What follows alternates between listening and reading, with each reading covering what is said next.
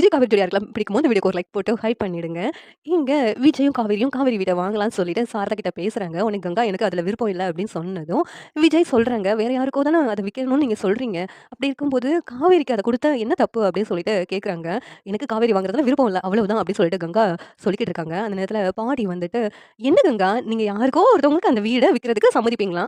ஆனா கூட பிறந்தவ அந்த வீட வாங்கக்கூடாதுன்னு நினைக்கிறது என்ன நியாயம்?" அப்படின்னு சொல்லிட்டு பாட்டி சொல்லிக்கிட்டு இருக்காங்க. உடனே கங்கா இருந்துகிட்டு, "அம்மா நம்ம கிளம்பலாமா? எனக்கு அவளுக்கு வீடு குடுக்குறதுல விருப்பம் இல்ல." அப்படின்னு சொல்லிட்டு சொல்றாங்க. உடனே சாரதா, "என்னடி இப்படி பேசிக்கிட்டு இருக்க? வேற யாரும் அந்த வீட வாங்குறதுக்கு, காவேரி வாங்குறதுல என்னடி தப்பு இருக்குது? அதுவும் நம்மகிட்டயே இருக்கிற மாரி தான்டி இருக்கும்." அப்படின்னு சொல்லிட்டு சாரதா சொல்லிக்கிட்டு இருக்காங்க. உடனேவும் கங்கா இருந்துட்டு, "எனக்கு இஷ்டம் இல்ல." அப்படின்னு சொல்லிட்டு சொல்றாங்க. இங்க யமுனாவும் எனக்கு இஷ்டம் இல்லன்னு சொல்லிக்கிட்டு இருக்காங்க. உடனே நிவின் இருந்துட்டு, "என்ன யமுனா பேசிட்டு இருக்க? காவேரி வாங்குறதுல உங்க 2 பேத்துக்கு என்ன கஷ்டம் அப்படி?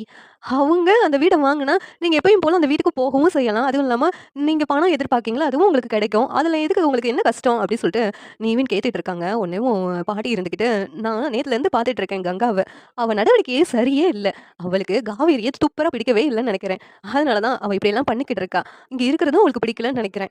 காவேரி அந்த வீடு வாங்குறது அவளோட சென்டிமெண்ட் அப்படின்னு சொல்லிட்டு நெனைக்கிறாள்ல, அந்த சென்டிமெண்ட் தான் உங்களுக்கு இல்லவே இல்லையே 2 பேத்துக்கும். அப்படி இருக்கும்போது எதுக்காக காவேரிக்கு குடுக்கக்கூடாதுன்னு இருக்கீங்க? காவேரி அவங்களோட வசியானவன கல்யாணம் பண்ணிட்டான்னு சொல்லிட்டு அவ மேல பொறாமையா?" அப்படின்னு சொல்லிட்டு பாட்டியெல்லாம் கேட்குறாங்க. உடனே கங்கா இருந்துகிட்டு, "இங்க பாருங்க பாட்டி, இப்படியெல்லாம் என்கிட்ட பேசுற வேல வச்சுக்கிடாதீங்க.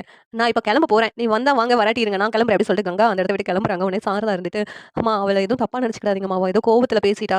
அப்படின்னு சொல்லிட்டு சாரதா சொல்லிட்டு அங்கருந்து கிளம்புறாங்க. நிவின் யமுனாவும் கூட போயிடுறாங்க.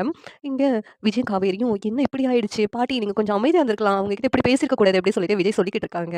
உடனே நானும் பார்த்துக்கிட்டு இருக்கேன். "அவ ரொம்ப தான் பண்றாடா." அப்படின்னு சொல்லிட்டு பாட்டியும் சொல்லிக்கிட்டு இருக்காங்க. ஏதோ திருஷ்டி விழுந்த மாரி இப்படி ஆயிடுச்சு அப்படின்னு சொல்லிட்டு தாத்தா புலம்பிக்கிட்டு இருக்காங்க. இந்த சீரியல் எப்படி நல்லாருக்கும் நீங்க நினைக்கிறீங்கன்னு கமெண்ட் பண்ணுங்க. இந்த வீடியோ பிடிச்சிருந்தா லைக் பண்ணுங்க, ஷேர் பண்ணுங்க, சப்ஸ்கிரைப் பண்ணுங்க. Thank you.